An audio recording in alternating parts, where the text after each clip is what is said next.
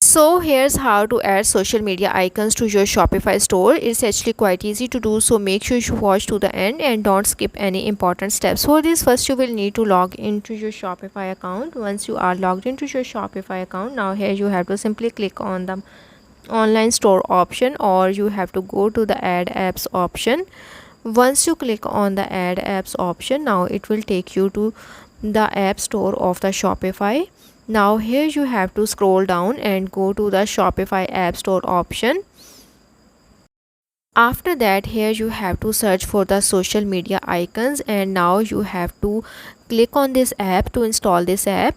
Once you click on this app, now it will take you to this page where you have to click on the add app option to add the app on your Shopify store. Once you click on it, now it will again take you to another page. At this page, you have to click on the install app option at the top right corner. Once you click on this install app option, now it will be successfully installed to your Shopify store.